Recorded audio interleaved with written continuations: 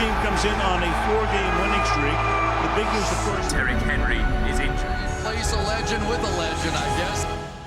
Let's get ready to rumble! Sack!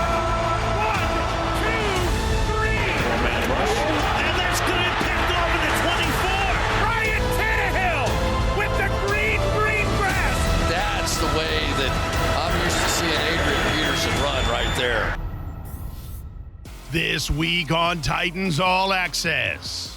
It ain't always pretty, but the Titans are 7-2, and that sure is beautiful. The men in two-tone blue return home this week to host the Saints, and General Manager John Robinson stops by to talk ball. Outside linebacker Bud Dupree talks about why he wanted to join Tennessee during free agency in this week's Nissan Insider. And who doesn't love delicious food? We'll introduce you to the chef who's helping fuel the team to its AFC leading record. You won't want to miss a second as Titans All Access starts now. The monster, Derrick Henry. Sack! Rashawn Evans. A.J. Brown to the house. Ryan Tannehill taking him to school. Welcome to the BetMGM studio and another edition of Titans All Access. I'm Mike Keith. I promised Amie Wells will be here in a moment. But coming off another big victory, 28-16 over the Los Angeles Rams, we stick with our first segment staple, and that is Talkin' Ball, presented by Duncan, as General Manager John Robinson joins us. John, one thing that just blew me away, were you shocked how many Titans fans there were in Los Angeles? Yeah, there were a ton, Mike. I mean, I was able to get down there right at the end of the game, probably around 2 minutes, 2-minute warning, something like that. And there was a ton of two-tone blue down there draped around the lower bowl. Just really excited about the win. Tighten up, CTF, let's go!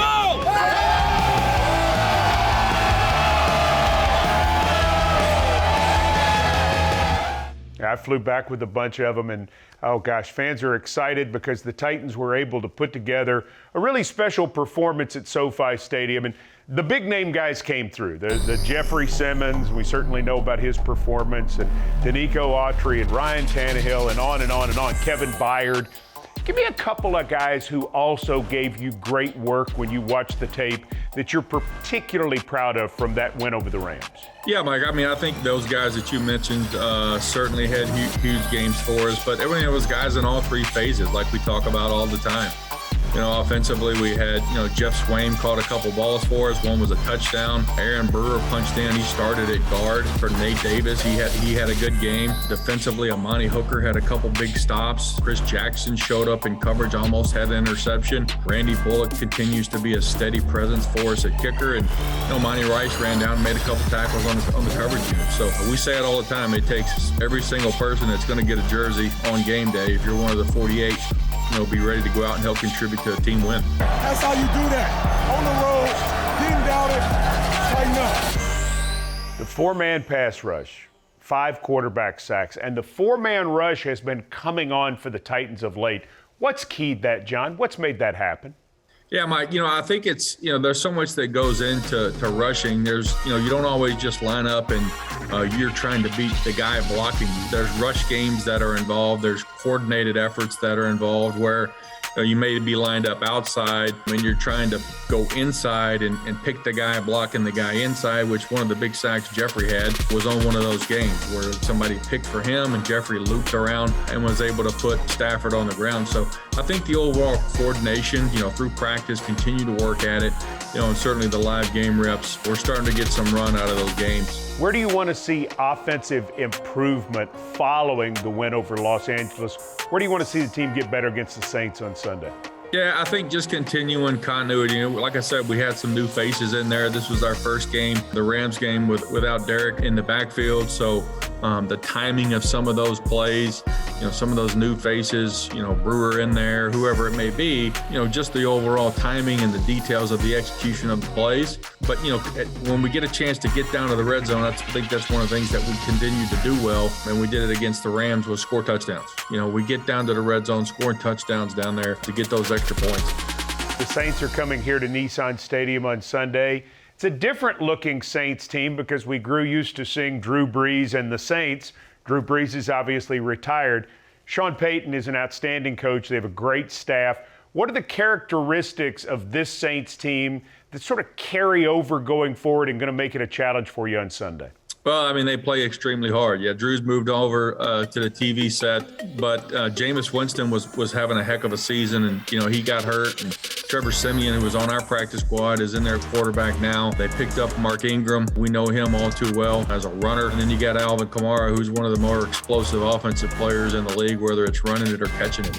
Two really good tackles, you know, Armstead and Ramczyk. And then defensively, they're really aggressive. They're big up front. Cam Jordan, who's been there forever. Davenport on the other end. Anyamata in the middle. Davis at linebacker is in on about every hit, and the secondary is really talented. They got Pro Bowlers back there. So it's a group that has always played with great effort. I think that's something that Sean demands out of his team, and they're talented really on all three phases.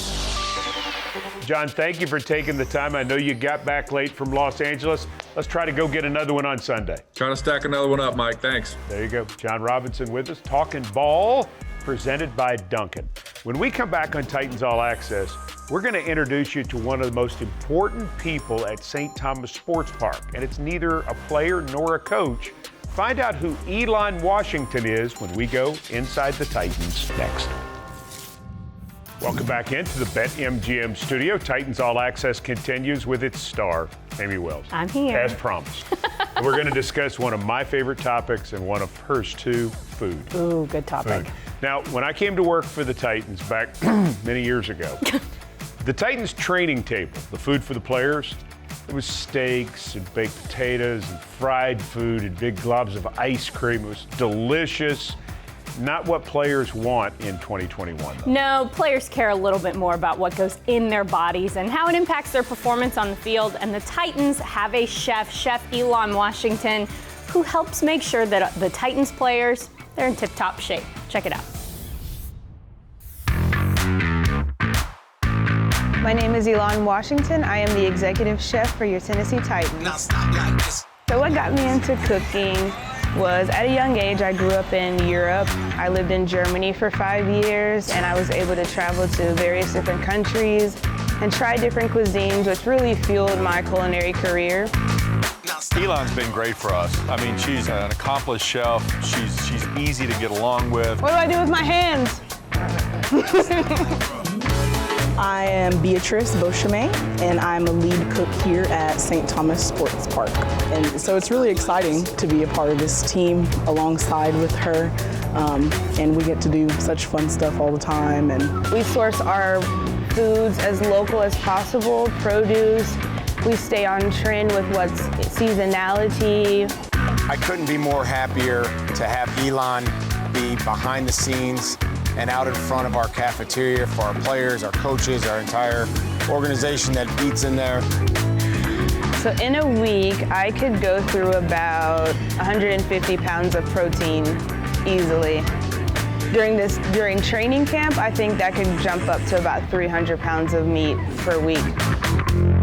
Any dietary restrictions or nutritional ads that our players might have or want, she's right there to try to help and assist them. Everybody is pretty particular, as you might imagine, and her attention to detail to make sure that everybody has stuff served exactly the way they have it, the dietary restrictions, and just a friendly face.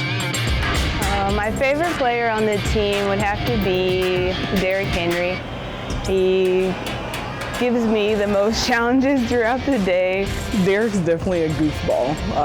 He comes through. Once he gets to liking one thing on our menu, he kind of sticks to it every day. Also around lunchtime when he comes in, he just screams the word sandwich. That's his favorite thing to do, is just scream sandwich, and our staff knows exactly what that means. But also, slowly on the rise is Ola Adeni. So he's changed the dynamic in the cafeteria when he comes in. He's bright, bubbly, just brings a lot of charisma to the team. But we just like to cater to players like that. Not just Derek, but if there's something particular that they want or need for their diet, we just make sure that we like to cater to all of them. Which player eats the most? I might have to circle back to Ola Adeni on that one. He's here for all meal periods. I do see him slip into our coaches' dinners at night. I'd have to say the best part about this job is working for Mike Rabel, John Robinson, and Amy Adams. They have created such an amazing program here, and it's such a family-oriented organization that I couldn't ask for a better team to work for. Tighten up. Fueling up the Titans, an important part of what happens at St. Thomas Sports Park. You just met Elon Washington. When we come back, you're going to meet Alvin Dupree. I'm serious. In the Nissan Insider. Figure out who that is during this break. Welcome back to Titans All Access. The Titans made a bunch of additions to this roster during the offseason through the draft and also free agency. One of those acquisitions, Bud Dupree. But his original name, his God-given name, it's not Bud. What is it? Well, I don't think I'm allowed to tell you. Check this out. It's in this week's Nissan Insider. Yeah, I've been the one, see, they've been the two. Yeah, if you been with me, I bet that you lose. Yeah, the beast in the room, and he will soon. Yeah, and when I win, they gon' lose it. So if I called you Alvin Dupree, would you know who I was talking to? I mean, I know you talk to him, but nobody else would. How long have you been Bud, and how did you become Bud? I became Bud at birth. My godmom instilled that name to my mom that everyone was gonna be calling me Bud from the beginning. I'm actually a junior. My dad, Alvin Sr., he wanted me to be named after him. But at the beginning, at birth, my godmom had a dream that people would call me Bud, and she ran with it, and everybody stuck with it at that moment. I want to ask you about something with the combine. Everybody talks about your speed. You ran 4.56 at the combine. You did a 42-inch vertical? Yeah. Was that one of those trained verticals, or can you actually jump like that? Nah, I can jump like that, for sure. Seriously? Yeah, I came from basketball high school. Okay. I came from a basketball high school. We always trained. Basketball was our #1 sport. So, just growing up, being explosive was, everybody want to be able to dunk. You getting dunked, when you dunking in high school, you getting the girls, you getting the notoriety. People know you playing good. You making the crowd go crazy. So that's just what it was. That's how we wanted to do. When did you start hitting the quarterback? When in your football career did you start pass rushing? My freshman and sophomore year in high school, I played tight end and receiver most of the time. Started playing, end of my sophomore year, started playing DN a little bit more. Junior year, junior year played DN, senior year played DN. So around those times when I really just transitioned to playing both sides of the ball, making sure that I focus on both sides of the ball. When you went to Pittsburgh, first round pick in 2015, it took you a minute before you started putting up big numbers. What was it that developed in your game, or that you needed to develop in your game, to start putting up the kind of numbers you did your last couple years there? I just think it came off of just having raw athleticism, but not really toning into who I really was. And that played a big part of it. Having all the attributes to be the best player on the field, the speed, the size, the strength, the quickness, explosiveness. But, you have to instill that into something and knowing who you are as a player. And then once I found out who I am as a player, the people came in, we changed the scheme a little bit, and it worked out for me. So, it just tones into that nature. Who is Bud Dupree as a player? Oh, Bud Dupree is a relentless, aggressive, tone-setting, punch-in-your-mouth player. Why is Bud Dupree like that? I've always been the person on the other side of the stick. That's just how I am living my whole life. People don't want to see you succeed. People don't want to see you. When you make an accomplishment, people don't think you deserve it. Small town, just coming from a small town, not even being able for people in that small town to see growth outside of there, not seeing a vision, not having a vision. And so me, I always had a different mindset, and I always wanted to be that person that can show people that, no matter where we're from, no matter what's going on, we still can be able to be one of the best. And, having a chip on my shoulder the whole time just makes me continue to grind harder and grind every day. What is Bud Dupree's vision for himself? My vision for myself is just continue striving and just be the best. Help my team win, help the Titans win, come into a new city, just give it my all 4 quarters, what people expected me to go out and to deliver. You were quoted as saying, I want to play for the Titans. Make the deal with the Titans. You were quoted as saying that to your agent, make the deal. Why? Why this place? Coming out of just being, before my franchise tag happened last year, I was going to be a free agent, but the Steelers picked me up, which I was grateful for, to have a franchise tag from a great organization like the Steelers. But at the same time, you know, coming off a season that I had the year prior to me being on the franchise tag, you know, the Titans were on the uprise. I know they needed pass rushers, and I always wanted to be a Tennessee Titan. When I was younger, my first favorite team, of course, was the Falcons, just being from Georgia. But my second team was Tennessee Titans. Eddie George, you know, McNair, Bullock, those guys, man, I always just looked up to those guys and wanted to be on this team. And then Tennessee is right beside Georgia. You know, it's still close to home, but not too close where people can, you know, just come be in your face the whole time. So it just worked out perfect for me, like being back in the South. What's the most important thing you think fans should know about Bud Dupree? Man, I'm a fun, energetic player, man, on the field. You know, I like to have fun on the field, but also get the job done. So I'm gonna bring energy and enthusiasm. There is still a lot to come on this edition of Titans All Access, including Mike Keith's Keys, the best part of the show. Don't go anywhere. We'll be right back. Welcome back to the BetMGM studio and Titans All Access. Titans play the Saints this Sunday at Nissan Stadium. Kickoff at 12:02 Central Time. And it is the Titans' salute to service game. It absolutely is. So the Titans spent the week leading up to this game really recognizing the people who have served this country. Our founder, Bud Adams, served in the armed forces during World War II, and he always took it very seriously. He passed that along to everyone in the entire Titans organization, and that's why when it's Salute to Service Week, our organization goes all out.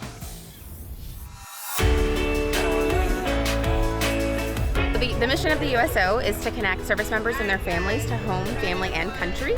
So here at Fort Campbell, we do just that. We have a 25,000 square foot center that soldiers can come into. They use our computers, relax, grab snacks, and just really have that feeling of home when they're here at Fort Campbell.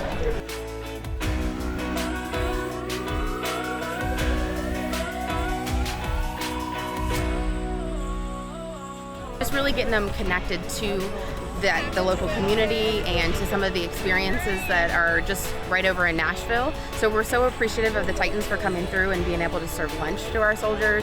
And again, and just kind of connecting them into the community piece.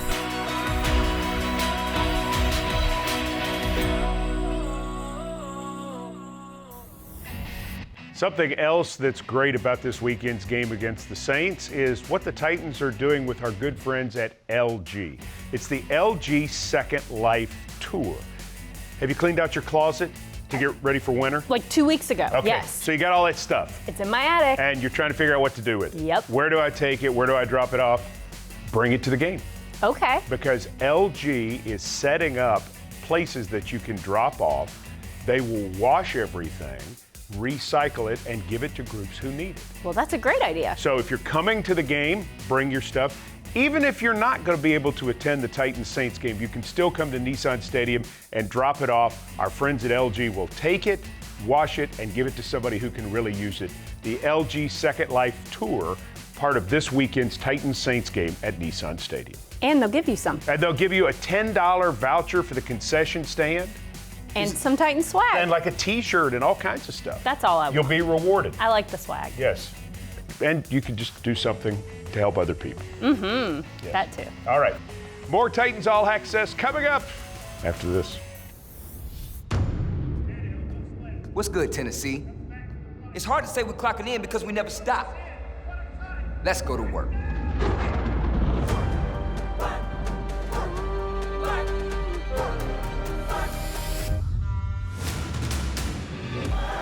Keep up the work, Tennessee. We will too. Tighten up. Hey guys, this is Coach Vrabel on behalf of our football team and our entire organization. Would want to thank all those amazing men and women that have served our country. Happy Veterans Day, and thank you once again. Welcome back to Titans All Access. This is the biggest part of the show, what we all came for, Mike Keith's Keys. Mike? Yes, Amy. You have been on fire as of late. You've done a great job this season. So let's bring it on home for the Saints game. What is the key to beating the New Orleans Saints? Key number one is keep improving the running game, whether it's Adrian Peterson, Deontay Foreman, Jeremy McNichols, Ryan Tannehill. No matter who's lined up in the offensive line, the tight ends, the running backs, the entire Titans offense needs to continue to improve the running game. Titans only ran for 2.7 a carry in Los Angeles last Sunday night. Got to be better this week against the Saints. All right, what's the second key? Keep the pressure on. Love that pressure from the four-man rush. Big Jeff, Danico Autry, Harold Landry, Bud Dupree, Tierre Tart, the whole group. Keep the pressure coming, whoever's on the field, because the Saints have some issues at quarterback. Not sure what they're going to do. You know Sean Payton will have some creative solutions, but pressure often messes up the best laid offensive plans. All right, the third and final key. Keep doing what you're doing on special teams. I think that's an area where the Titans are doing such an outstanding job, whether it's Brett Kern, Randy Bullock, Morgan Cox the snapper, covering kicks, returning kicks. The Titans special teams overall are playing about as well as I've ever seen them play. They got to keep that up down the stretch. They got to maintain that pattern. It's back-to-back weeks of keys that have to do with all three phases of the game. You know, I didn't mean to do that, but it really does factor in. It certainly factored in Los Angeles because the Titans played complimentary football in knocking off the Rams. Trying to go to 8-2 this Sunday. The Titans taking on the New Orleans Saints. They come in 5-3. We're on the air on your local Titans radio station at 11 a.m. Central Time with this lady, Amie Wells, and our friend Rhett Bryan. And then at 12:02, Coach Dave McGinnis joins me for the call of the Titans and the Saints. We hope you'll join us on Titans Radio. For Amie Wells, I'm Mike Keith. Thanks for joining us, and we'll see you next time.